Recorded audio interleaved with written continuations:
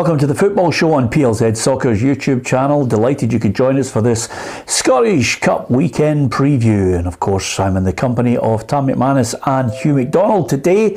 If you want to participate on a regular basis with us and join in the fun, you can do by hitting the subscribe button on our YouTube channel. And if you download the app, you'll get all the latest breaking football news as well. We've got competitions, we've got quiz questions, we've got predictions, no shortage of opinion. It's uncensored, unbiased and unmatched, and it's 5 days a week for the football show, and then there's a Saturday football show where Tam and myself take you through all the latest scores as they come in, reports from the grounds and reaction from managers and players. So with that said, what about the quiz? Here's this one for today. We'll give you the answer at the end of the programme. Which team is third on the list of most Scottish Cup wins?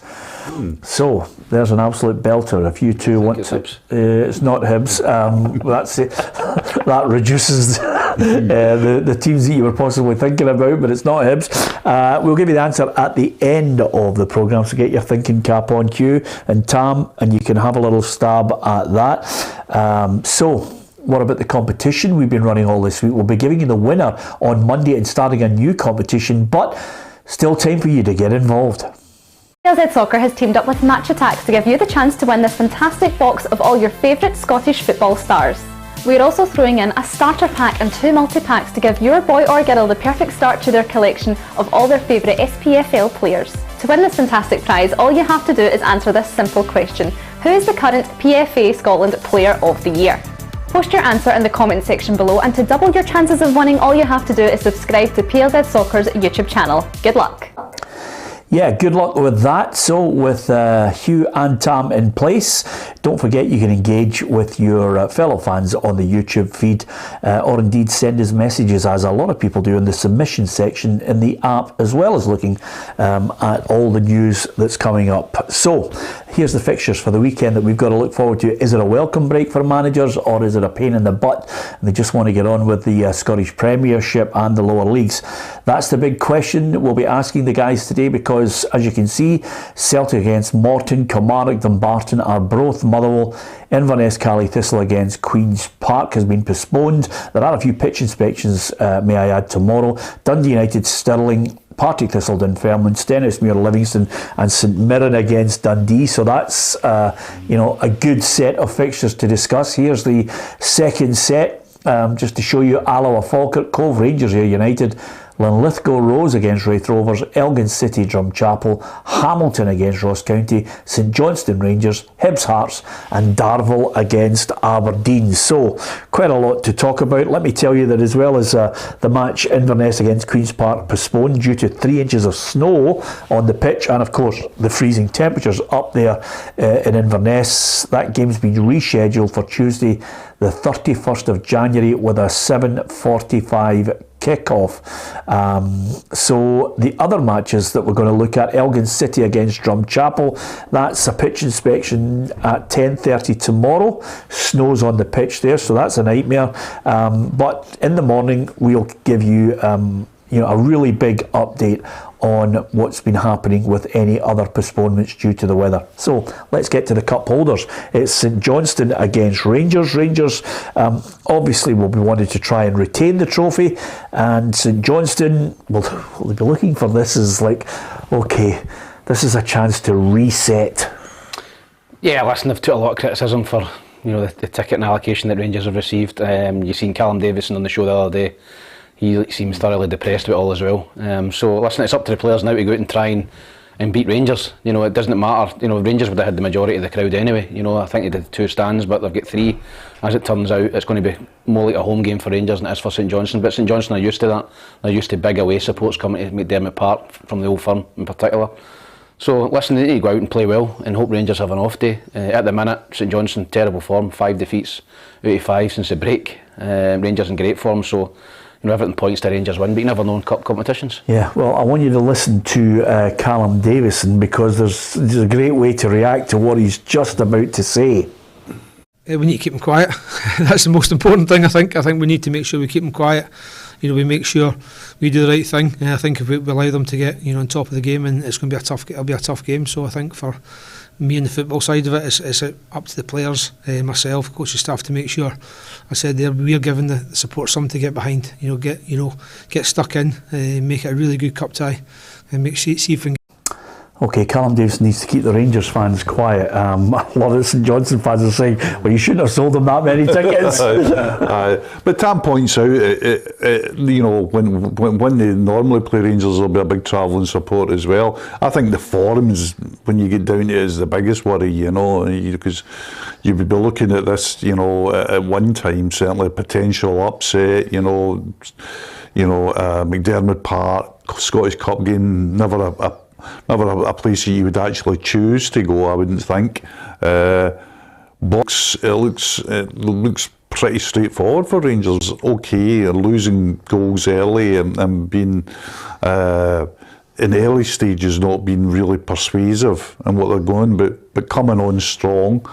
I think they're improving under Beale, getting back. I think they've got the confidence that kind of dipped in the last days of Van Bronckhorst. There's a bit more belief going through the team.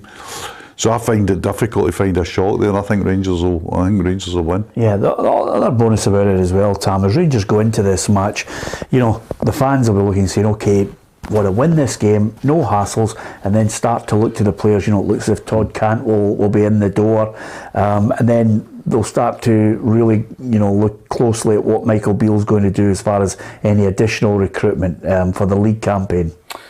Yeah, listen, they want to take care of this tie. I think they get this tie out the road, and put it to bed, and you're in the next round of the hat, and they're obviously in the League Cup final, so still very much in both cup competitions. And then I think the main focus, as you said, they'll be on trying to sign 3 or 4 quality players. So do you think they need 3 or 4? Yeah, I do. I think they need. I think they definitely need a striker, and I think they need a couple of midfield players.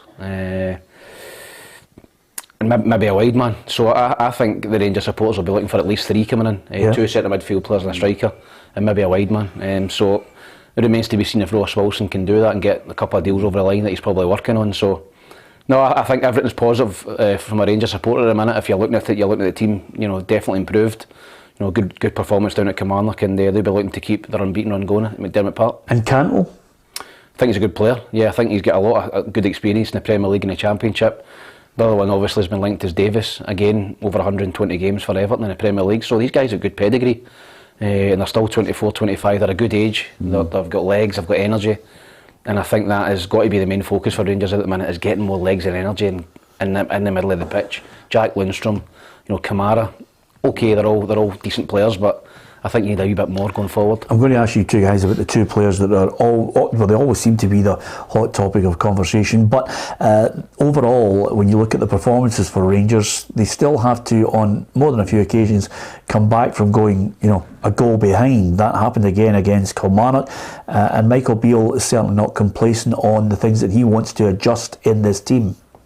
There's always some red flags in every performance, but no performance in football is perfect. We go to Rugby Park the other night, we concede early and we have 72% possession and we score 3 goals. So, when people say to me afterwards, what about this that went wrong and that went wrong? What about the 3 goals that we scored that got us the 3 points coming back from a goal behind? So I just need to keep working on them things. Yeah, every manager looks at certain aspects of it. At the moment, since coming in, he's managed to get a trick out of the players that he's inherited. He'll obviously want to change it into his own team, but while he got to keep this, bandwagon rolling on, he's got to look and say, well, there are real problems that I can see that need to be rectified, and if I haven't got the players in, I need to somehow do it with the ones I've got. Yeah, and it looked a really tough induction for him. Hibs played well at Ibrox. At Aberdeen, going into time added on, Rangers are losing. Kilmarnock's always a tricky fixture, especially in the winter in that turf. And he had Celtic as well. So it could have been one that the whole wheels could have come off. Yeah. And it hasn't. The only dent is a draw against Celtic. Everything else is a win. If anything, the change in manager and the timing of it has proved to be correct. Oh, absolutely. I mean, it's galvanised them. I mean, especially that way of, you don't want to go behind in games, but coming back in games, so there's a bit of belief there, and there's a bit of belief in what the managers try to tell them, what the coach try to tell them. His big problem is going to be recruitment. That's the problem. Who he gets out and who he retains, because part of the equation, of course, is who's going to go. And he's got big conversations to have over Alan McGregor, though I think I'll know the way that's going to go. Over Morelos, I think we know where that's going to go, and Kent, and that's just for a start off. I think there's more of a chance in Kent staying. I think there'd be some positive noises this week. So he's got to get that decided. Then he's got to get players in, and it's creativity and energy that they really do need in midfield. Yeah, absolutely. And of course, I can't quite work out the conundrum of the goalkeeper, to be honest with you, Tam, because 1 minute he says one thing, the next he says the other. I think the one thing that we're all looking at is saying, okay, McGregor will be gone in the summer. Do I think McLaughlin and McCrory would be the step up for number one? No. I think he might have to go out and buy a keeper. Yeah, I think he'd need to buy a goalkeeper. It's very unusual to see. I've never seen it in my lifetime, rotating goalkeepers on a game-by-game basis. It's always, for me, it's a position that you can't rotate. You can rotate centre forwards or midfield players or whatever. As the modern game now, people have got 25, 30 man squads and loads of games, so you can rotate people and keep them fresh. But I think your goalkeeper's got to be set in stone, and it's got to be your goalkeeper.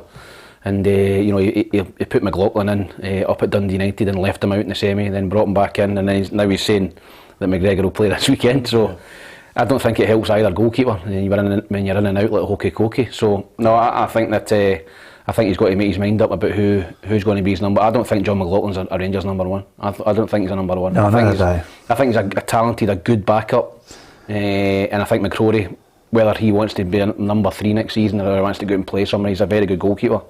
But I think if McGregor looks as if he's going to retire in the summer, I think the Rangers need to go and sign a really good goalkeeper. Yeah, absolutely, because of the levels. As far as the game's concerned, are we anybody tipping St Johnstone? Let's look to save a bit of time here. No. Rangers to win? Yeah, I think comfortably as well. Yeah, same here. Okay. Any pressure on Davison if he should lose this? Not losing this, no. No, right, okay. Celtic against Greenock Morton. Again, if we're talking about players coming in and out, that seems to be more of the interest rather than the fixture at times, with Ange Postecoglou batting things away, saying, look, Giacomakis, there might be a wee development there. Could it be a new deal for him? But he's adamant he's not going anywhere at the moment. And then you're saying to yourself, well, is there a South Korean coming in? How many more people does he think he needs? And you've got Carl Starfelt saying, looking at this squad, they could win the treble. They're a strong squad. There's no doubt about it. If it all just stopped at the moment, I think you would say that the manager would be okay, because he's got 2 options for every position and 2 strong options for every position. In some positions, he's got 3 or 4 options. I mean, there's people that are almost falling off the edge of the seats as far as squad goes. The whole conundrum, the whole question, the whole dilemma is, and it always is the same in transfer windows, is when a player goes late. So, like Giacomakis is a problem, and Juranovic is a problem. What's going to happen to those 2? On Celtic side, they've got long contracts, so they don't need to punt them. It's not as if they don't need to punt them. So that's the interesting dynamic. Yeah. But I think if Giacomakis goes, they need another striker. Well, here's the update from Ange Postecoglou. At the moment, progress on incomings and outgoings, but nothing confirmed yet. So we're obviously getting to the tail end of the window, and I expect progress over the next few days.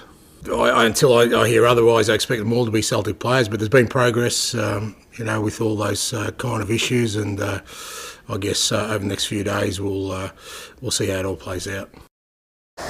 Now, I'll just, one little caveat before I get Tam's thoughts on this. If there's a late outgoing and no incoming, I bet you there's more than a few Celtic fans who'll put 2 and 2 together and make it. The chairman's just back in. Is this what's happening? Because Ange Postecoglou, since he arrived, has had his own way with quick signings. Everything's in, settled. Now he knows what he's got. Never mind for a title surge, but for a Champions League qualifying or Champions League group stage game, I beg your pardon. I don't think this is a hierarchy problem. I think this is, from what I can gauge from this, this is Postecoglou saying, I want this guy committed. I don't want anything behind the scenes about wages, discussions and that. If he doesn't, and one thing he has been clear on, if you don't want to play for Celtic, you go. And I think I don't think it's above Postecoglou at the moment. I think he is very much in charge of what's going to be happening. Because the Gio Gitmakis one is a strange one, because you would never. He's been the last 2 seasons. He's been top scorer in the league he's played in. You know, people might say he's no this and he's no that and he's no the next thing, but I don't think he's a player that you'd be seeking to get rid of in a January transfer window. Yeah, no disrespect to Morton, Dougie Emery knows what it's like to score against Celtic in a Scottish Cup tie. He's now got to try and get something out of Morton in this game, and you know, whether there might be cup shocks elsewhere, you can't see them laying a glove on Celtic, because Celtic just seem to be relentless the way they're going about their business. No, listen, Morton having a good season in the Championship. I think they're one of the surprise packages. I didn't think they would be, you know, up in the playoff positions around about there. I thought they'd been fighting relegation, so he's done a great job, Dougie. He's galvanised a squad of players, but I think that Celtic will just be far too strong, and they'll make a lot of changes, Celtic, and the strength of their squad will be shown tomorrow. This is going to be. I think this will be a big win for Celtic. I think this will be a heavy defeat. I think you've got players coming in from Celtic who are desperate to impress. You know, Turnbull the other night, for example. I think he's a really, really good player. Can't get a sniff. Can't get in the team. Every time he comes on, against Kilmarnock and set a goal up, and then he scored. You know, and he must be banging the door down as well. But he can't get a game. Well, if Juranovic doesn't go, Tam, your sons are looking at a club that's got 3 right backs. Yeah, you've got Juranovic. 3 international right backs. Yeah. So listen, Celtic strength, and they've got Abada who probably come in. Forrest will come in. You know, does he play Giacomo? I don't think so. Haksabanovic, you know, he's got so many options to come in and play. Iwata could come in. So Celtic's far too strong for Morton. Yeah, heavy win. Yeah, I think I'll be 4 or 5. Yeah, okay. One of the ties of the round, and I'm looking forward to it, is Easter Road on the Sunday, Hibs against Hearts.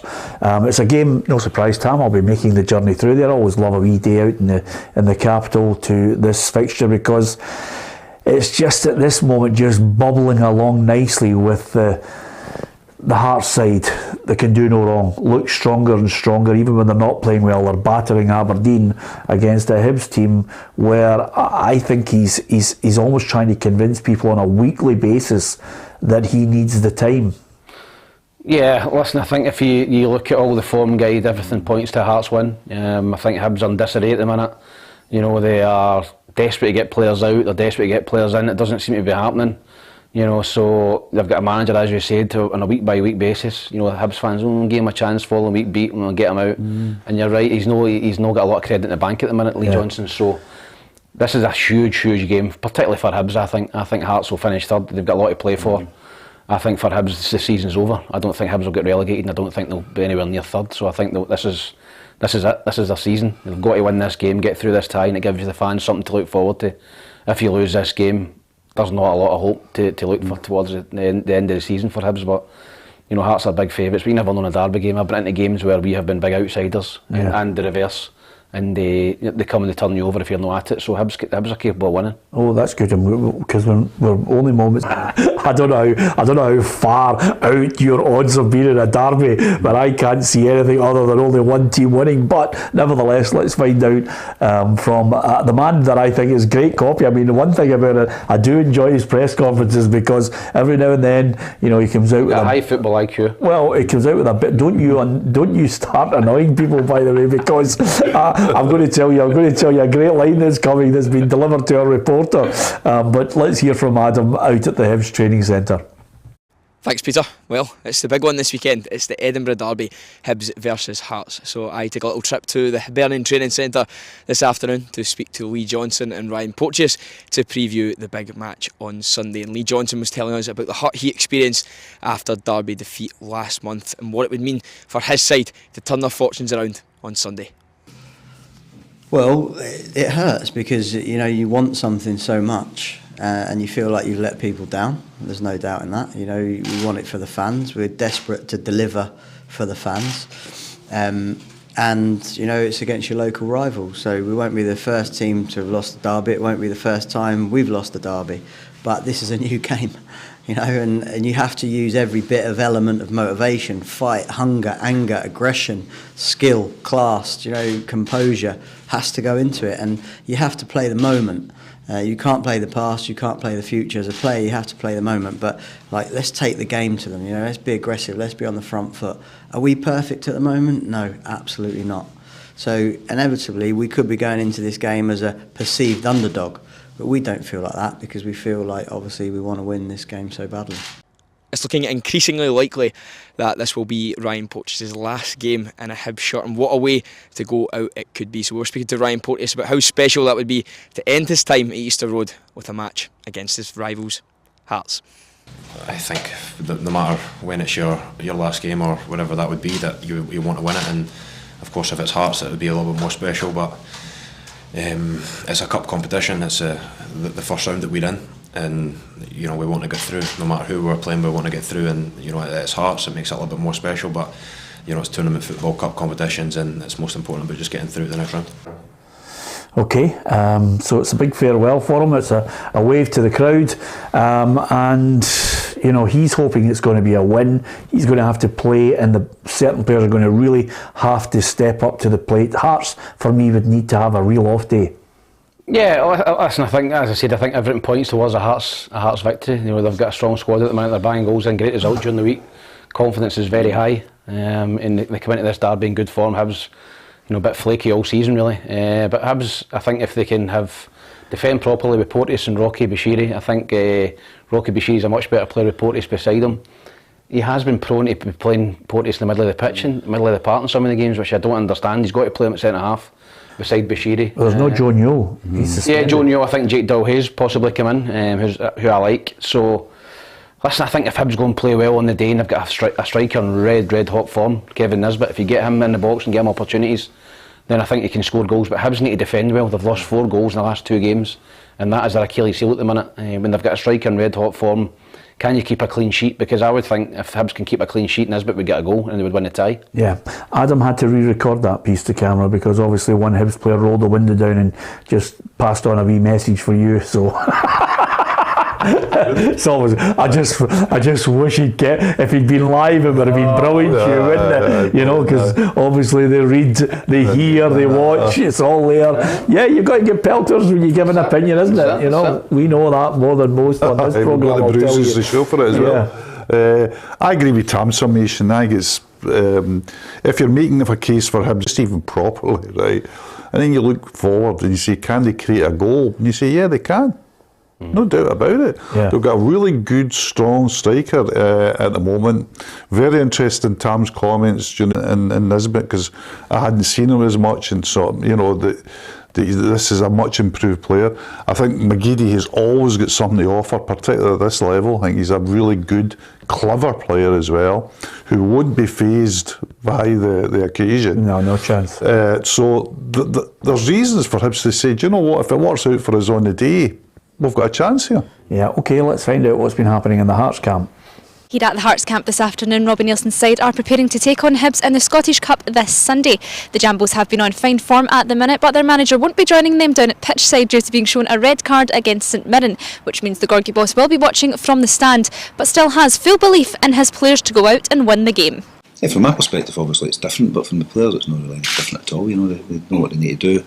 You know, most of them are pretty experienced in these games, and you know it's a case of just going out and winning it. Club captain Lawrence Shanklin said it's hard to keep away from the comparison between himself and his counterpart across the city, Kevin Nisbet, but feels it's his side's job to keep the Hibs striker at bay come Sunday. It's hard to avoid it because it's everywhere, but to be fair, he's been out with a long-term injury and he's come back and he's done well for them, and we'll be looking to keep him quiet at the weekend, but most important thing for me is Hearts are better than Hibs at the weekend. Where's the bigger worry, Hugh? Keeping Nisbet quiet or keeping Shanklin quiet? I think it's about even Stevens. I think Shanklin's got a better. It'll be harder to keep Shanklin quiet because of the questions about the Hibs defence. I think he's, because I think Hearts defence will be better than Hibs. But if you ask me about who's the better of the two, I come up with your answer. It looks like Shanklin because he's in the better team. But I'm really interested in what Tam was saying about the improvements he has seen in Nisbet, because I always liked Nisbet as a kid. You know, I like the runs he made, and then he went through that wee flat spell even just before the injury, didn't he? And I wondered, so I'd be really interested to see how he's come on again. I'd like to actually go and see him live again, but I'm at Linlithgow tomorrow. Well, we were chatting earlier in the week about the fact that I feel as if, you know, especially when you look at teams that are shipping goals in, they've got to have a settled back line, and Hearts do, you know, have that. Okay, they suffered the loss of Suter, but Kai Rose has come in, won the crowd over. I'll tell you another man that, you know, a lot of Hearts fans have been raving to me about is Civic. He seems to have transformed himself, because I thought, you know, last year I thought he was a bomb scare. Yeah, and he's got some. I think sometimes as well, especially at that level, when players are coming in trying to find their feet, there can be too many instant judgments, you know. And it's understandable for fans. That's what and pundits. That's what we do. But he's settled down well. And it's going to be a terrific game, obviously, because of just what's at stake. But there's real quality in both teams. You know you go back to McGeady and Snodgrass, and Gianelli's playing well as well at the moment. Quick, he's a sure finisher. You get two good number 9s. There's enough to make it more than palatable for the neutral, I would say. Yeah, it'd be interesting to see what tactic both managers employ in this one, because the great thing for Hearts, and this is why I can't see past them, even when I watched the game against Aberdeen, I thought Hearts really haven't got out of second gear here, and they're 3-0 up. Yeah, listen, they're in great form at the minute. The confidence is high. I just think if you're Hearts, you're thinking, can you just keep Kevin Nisbet quiet? I think if you keep Kevin Nisbet quiet, there's not a lot of other goals in the Hibs team. I think if you keep Shankland quiet, you've got, as Stu said there, you've got Gianelli in good form, scoring goals. You've got Barry Mackay. They've got strength and depth off the bench as well, Hearts. So I think that Hearts have got more weapons in the final third. And it's if Hearts can keep Nisbet quiet, then that would go a long way, I think, if they can snuff him out to winning the tie. Yeah, okay. I'm going to go 2-1 Hearts, Tam, and I know that sounds as if it's going to be tight, but I always think it's difficult to go to your great rivals and give them a thumping, but I think it'll be 2-1 just on the basis that when they need to step up, Hearts will. Yeah, I'm going to go for Hibs to win. I think they'll cause an upset. Is that heart and head? No, I've just got a feeling. I think that I don't know, all the pressure's on Hearts at the minute. Everybody expects Hearts to win, and I've been in that set. I've seen it before, played in it before. When you think everything's going against you, and you somehow dig out a result, I think Hibs are capable of doing it. If Porteous and Bashiri in the back four defend well, and they stay in the game, I think they're capable. They've got home advantage. It's a big thing as well in a derby game. So I've got a wee suspicion that Hibs might get through. I'll go for Hibs 2-1. Well, just before, so he's gone 2-1. The only thing I would say is, and we've talked about the defences, because you've got the deciding sway on this one, Hugh, right? But the only thing that I would say is, we've talked about Hearts defence. Okay, the boy Xander Clark's come in. It's been a smooth transition, and we've debated the Nisbet Shankland thing. But for me, the biggest problem I think Hibs have is quite simply, if you are going to play football in this derby when it gets a little bit frenetic, you need to have someone to come and calm it down and pick the passes and make sure that from back to middle to front there's some cohesion, some link. And Robert Snodgrass, for me, is head and shoulders above anything Hibs have got in the middle of the park. There's two interesting points to that, I think, is how Hibs play Snodgrass, you know, do they put a man on him? Do they just say, right, we're going to have a marker on you? We've seen teams do that already. Yeah, absolutely. On him. He's still quite clever at just moving that 5 yards, almost like Busquets-wise, into space to take it. And he's dead comfortable taking it with players on him. So that'll be interesting, because will Hibs say, right, we're going to clamp down them? The other interesting thing is where they play McGeady, because if you're wanting somebody to steady the game, McGeady's a potential 10. You can sit behind somebody and feed you in. I mean, he'll be good, as we said earlier, he's not going to be unfazed of what's happened with the game. No, but he's at his best in that kind of a Kent role, which is coming in off the left, and then he picks the pass, or he does something a wee bit special. Yeah, much forward, you're right, than Snodgrass, but the Hibs have the potential to get possession and stable possession through their players. I think it's going to be really tight. I don't see it as a blowout either. I think Tam makes good points. I think the home advantage is sometimes with derbies as well, it's just your turn sometimes. Who wants, it's all the cliches, who wants it more in the day, etc., etc. Punching tackles. It's the romance of the cup or where it. But anyway, I think Hearts will just win it. But I wouldn't be surprised if Hibs got a result. Yeah, okay. You can give us your view on that as well. Who's going to win that Edinburgh Derby? Of course, when you look at all the Scottish Cup fixtures, there's the romance of the Cup, how Stirling Univoice will be feeling right now as they get ready to take on Dundee United. Is there a shock anywhere? It's nice to talk about potential shocks. I think one of them is going to take place on the cold coastline at Arbroath against Motherwell, because if you listen to both managers, certainly from an Arbroath perspective on it, Dick Campbell saying, we haven't been playing well. We're not going well in the league this year, but on training in the last couple of weeks, I'm starting to see little shoots of recovery. Yeah, listen, I think it's going to be a really tough time. I think there'll be an upset in that game. I think Motherwell will win. Listen, I think that it's going to be a tight tie, but I think you'll get an upset and Motherwell will go up there and win. Yeah, you've got an upset and Motherwell will go up there and win. Let's find out about Motherwell and how they're feeling ahead of this one. Thanks, Peter. Another disappointing draw at the weekend for Motherwell leaves them winless in 8 matches, but this weekend offers a little bit of a break from the league as they take on Arbroath at Gayfield in the 4th round of the Scottish Cup. They'll be favourites going into this one, but as Stevie Hamill recognises, it's not exactly an easy place to go. I think I was in the squad. Andy Gorham was the goalkeeper and hitting goal kicks and then catching them and stuff like that. And I think I was in and about it at that time, but hopefully it's not quite at that level yet. I mean, some of the clips we've shown the players this week and what we've looked at, it's been similar. Keepers hitting goal kicks well into the opposition half, and then it puts the brakes on and then it ends up back in your 18-yard box. So we understand it's not going to be a perfect day. It's going to be tough. It's going to be a challenge. Hopefully not as bad as that, but yeah, we're aware that it's not going to be a nice summer day with beautiful conditions, and we need to be prepared for that. I was also speaking to new signing Mikel Mandron, who'll be hoping to help his new side out with a few goals. Now, there was plenty of interest from other clubs from elsewhere for his signature, but here's Mikel explaining why he chose to sign for the Steelmen. Why Motherwell? Well, to be fair, there's been interest for me to play in Scotland for a while. My agent has mentioned it for a while, some of my family members as well, and I think to me it's just a case of timing and also opportunity. I think it was just the right time for me. And when I spoke with the manager ahead of signing, it really sounded great. He spoke about how they do things here and how they would like to play, which was very attractive to me. I've said that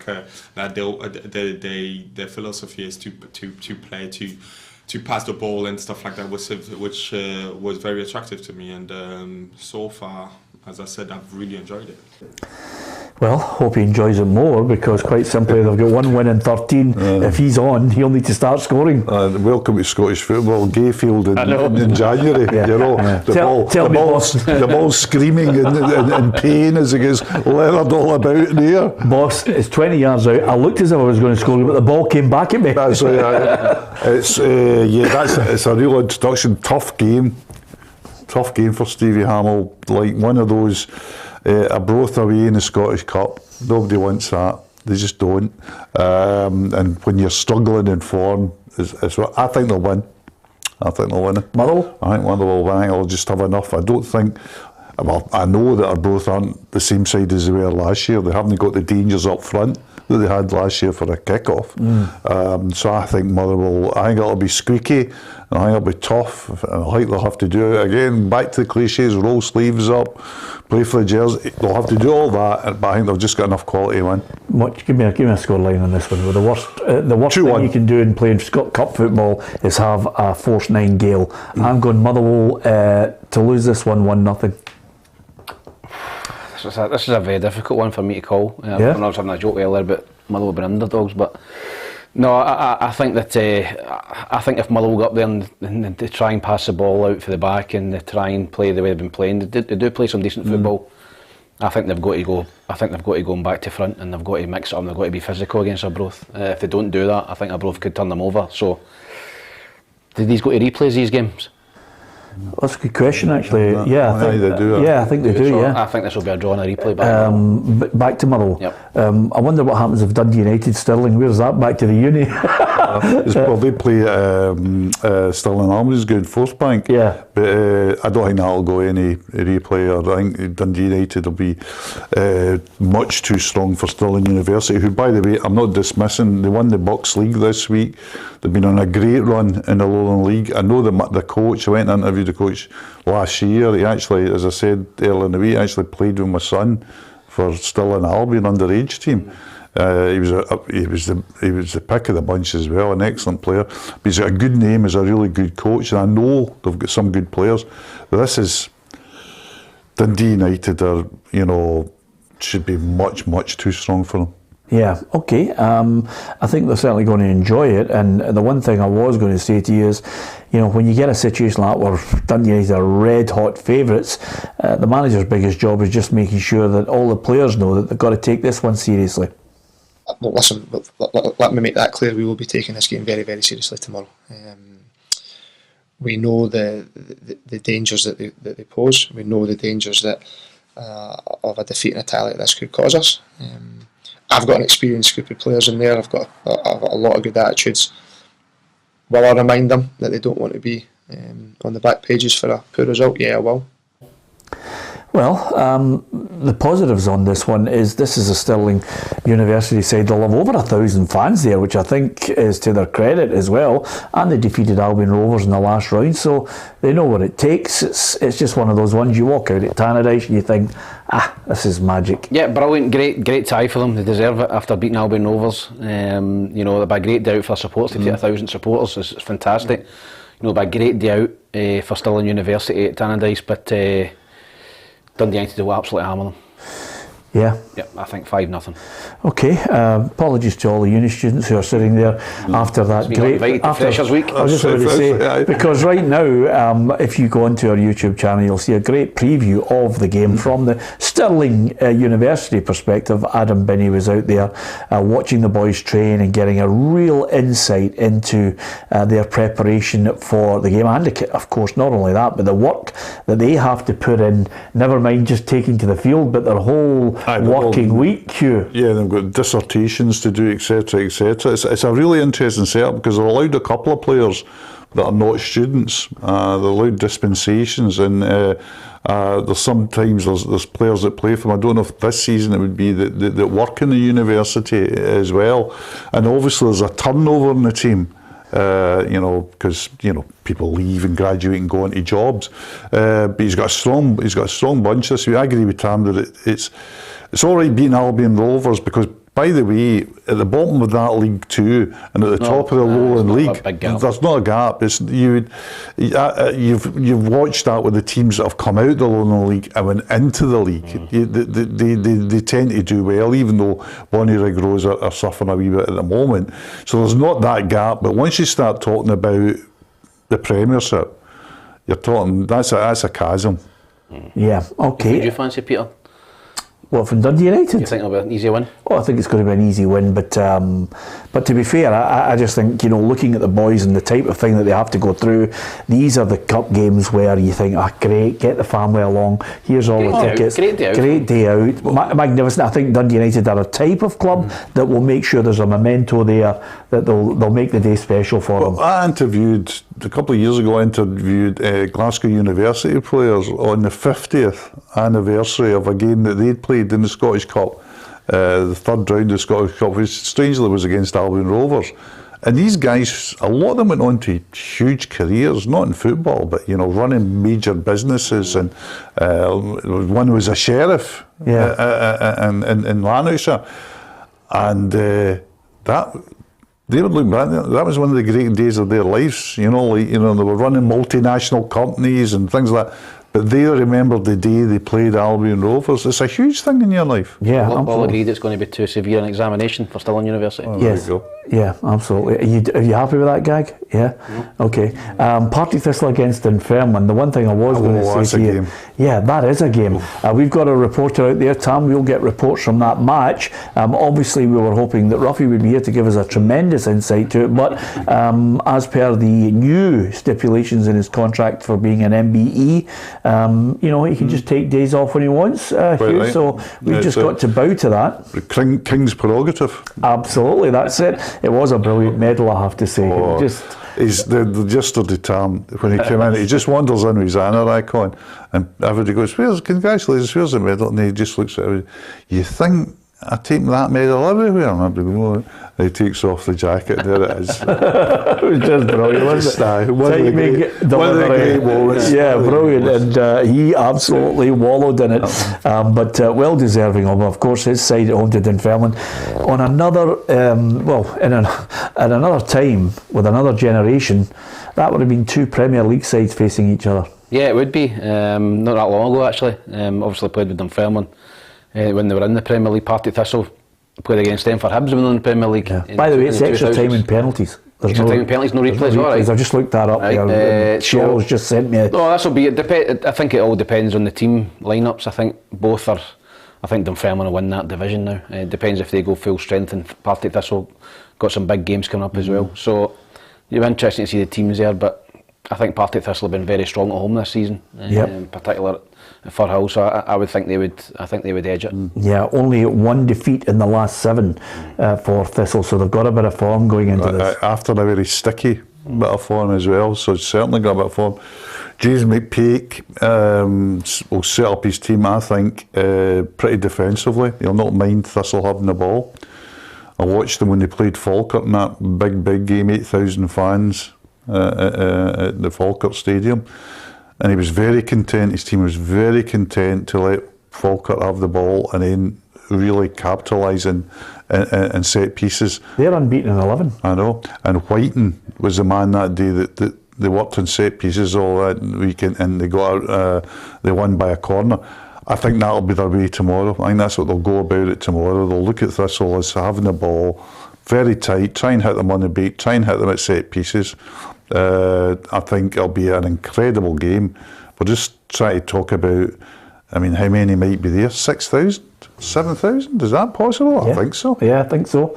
It's going to be a belter. We'll get reports from that game, Tam. And don't forget, as well as Monday to Friday, we're on 4 o'clock till 5 live. You can watch the programme at your leisure on our YouTube channel. Thanks to so many people who are opting for the subscribe button. That is really appreciated, and we do value your support. Subscribe to PLZ Soccer. You'll get unbiased, unmatched and uncensored views. You'll get opinions, some you like, some you don't.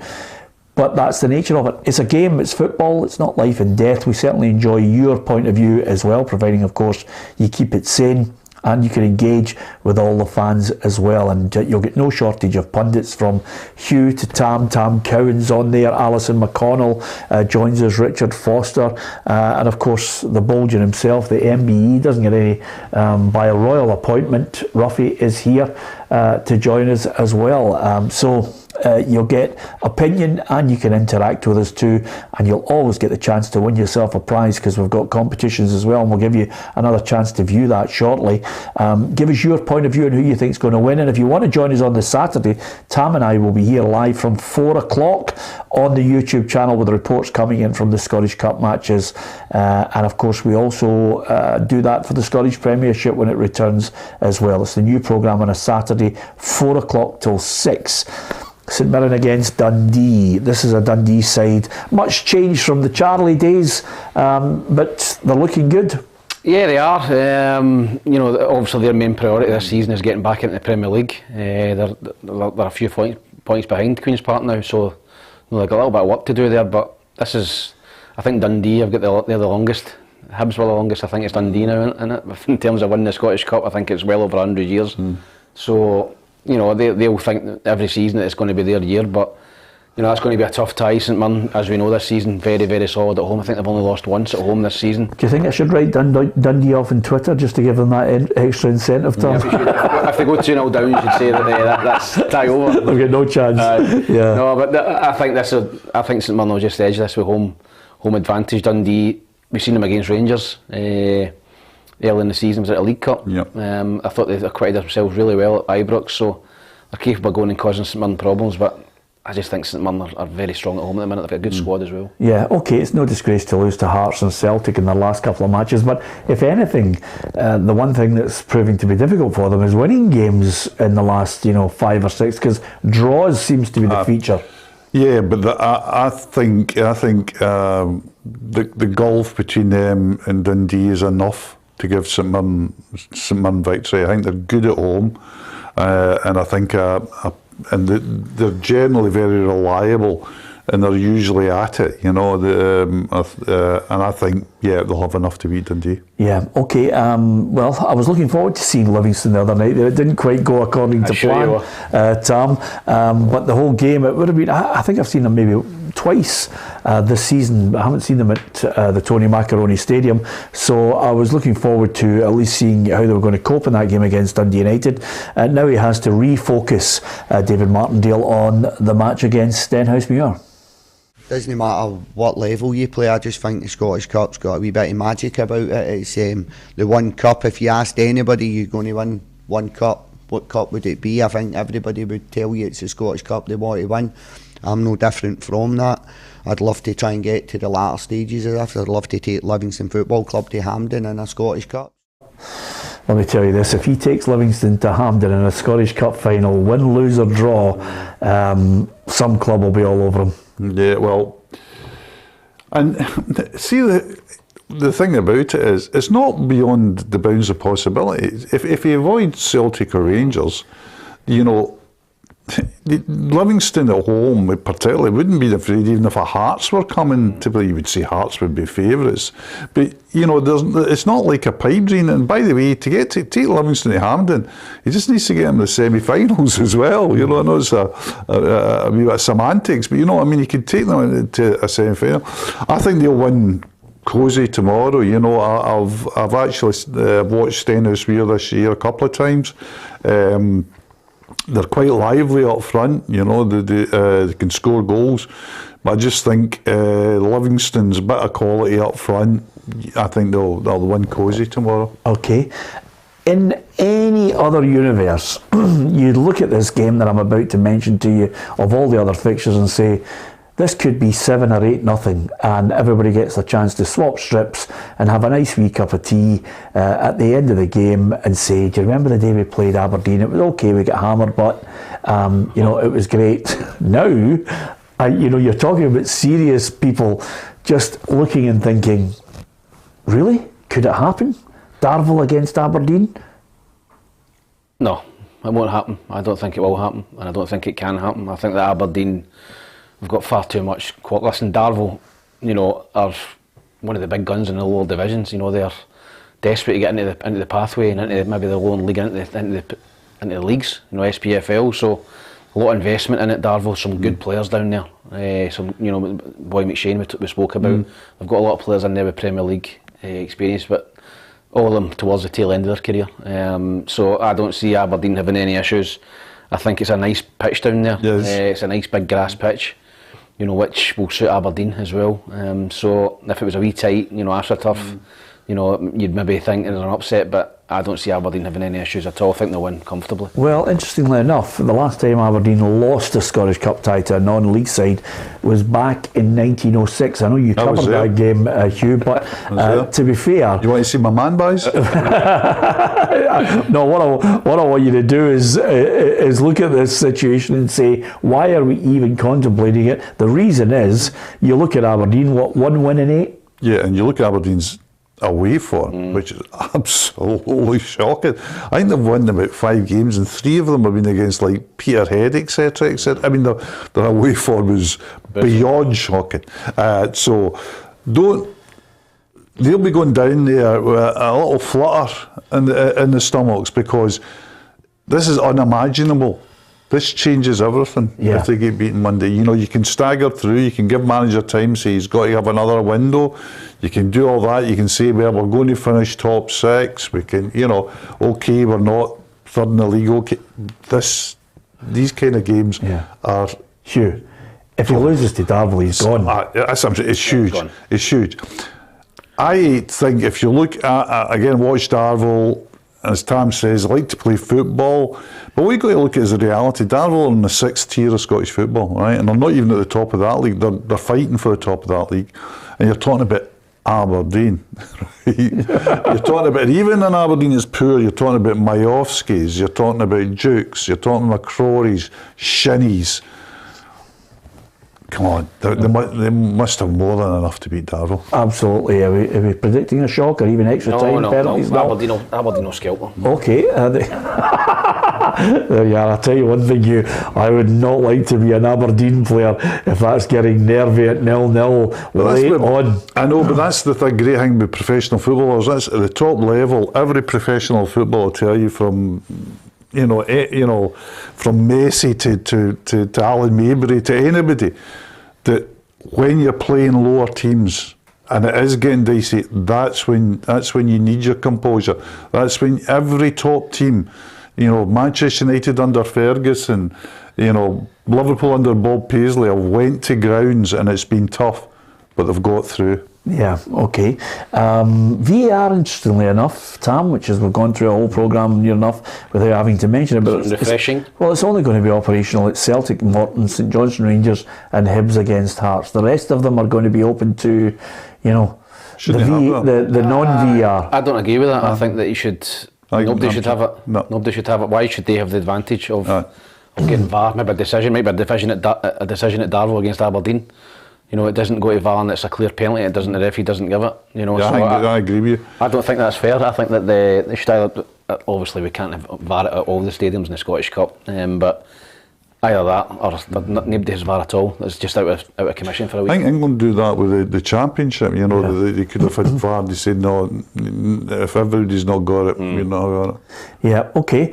And listen, there's more than a few people offering their thoughts on how they think the cup ties will go. So I just need you to give us the team that you think's going through, okay?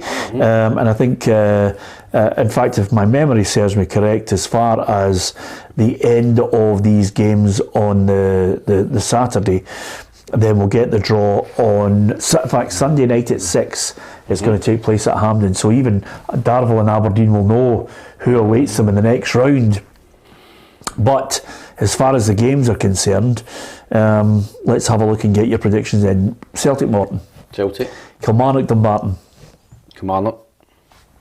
Celtic for you, you've already said. Celtic, Kilmarnock for me, yep. Arbroath Motherwell.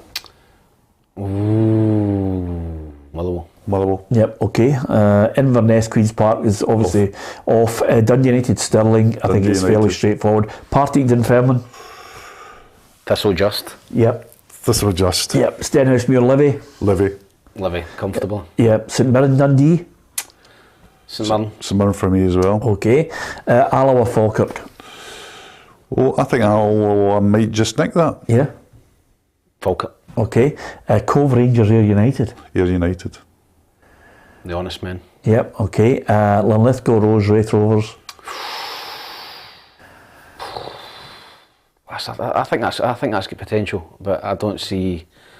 I think the Rose will wilt, so I'm going to go for Wraith. Yeah, you built that up there as if you were doing a roughie. That was classic roughie there. Wraith for me. Yep, Elgin Drumchapel. Elgin. Right. I'm going to go for the drum. Yeah? Go on the drum. Yep, absolutely. Oh, you'll please a few people that we know with that line. Hamilton or Ross County? Ross County. Okay, St Johnstone Rangers. Hibs Hearts. Hibs. Okay, Darvel Aberdeen. There you have it. The Dons. Here's back. Yeah, we shall see. And of course, I'll be texting you and keeping you right up to date with things at Easter Road on the Sunday, Tam. Just I want to make sure that you're well aware of what's going down. Okay, just before we go, the answer to the quiz question, Hugh. Here was the question: which team is the third on the list of the most Scottish Cup wins? I would go for either Aberdeen or Queen's Park. What one are you going for? So it's one of the two. Queen's Park. Queen's Park you're going for? I'm going to go for Queen's Park as well. Yeah. I think Hugh's obviously seen them lift it a few times. Yeah. Back in the 20s and Queen's 10s. Park, 10. 10, aye. Yep. They won it like 10 out of the first 12 or something like that. Behind Celtic and Rangers. Of course, there are some tasty games going on over the weekend in the English Premier League. I can tell you, the pick of them, if you have a look at the fixtures in the English Premier League, Liverpool against Chelsea is an absolute belter to look forward to.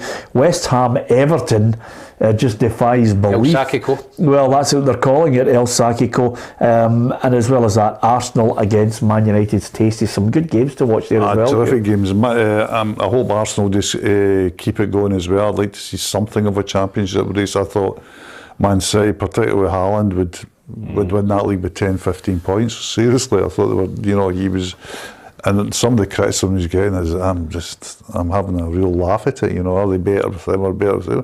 And the guys on par, he scored 40 goals in the season. Well, Man City fans are never known for, turning out great numbers. It's a strange place. I went down to watch them, like Dortmund versus Man City, and the tickets were cheap, 35 quid to get in a Champions League game. And I'm looking at you, dotted all around. No Man City, literal big dots, chunks of no City fan. And the only atmosphere, we were in the Dortmund end. The only atmosphere was the Dortmund end. I've got a few friends of mine who are Man City fans. Odd, to say the least. Anyway, if Arsenal win it, it'd be absolutely incredible to win that league. He's transformed himself from the protege to the master, it would be, when you look at him under Pep and now out on his own. Anyway, there's still a chance for you, just a last chance for you to get it in the feed on our competition. PLZ Soccer has teamed up with Match Attacks to give you the chance to win this fantastic box of all your favourite Scottish football stars.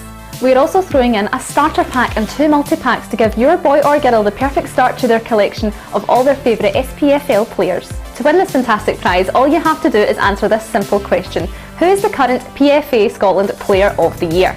Post your answer in the comment section below, and to double your chances of winning, all you have to do is subscribe to PLZ Soccer's YouTube channel. Good luck!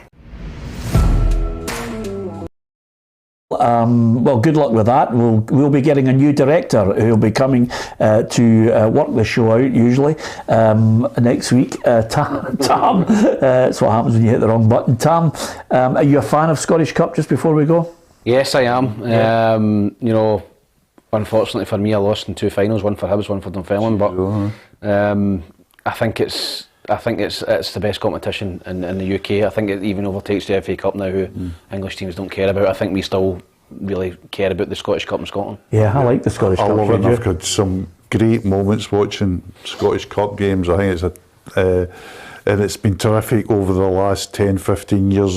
Clubs have really come through and won it as well. Inverness and Johnston. It's been Dundee United, breaking their duck and all that. Hibs.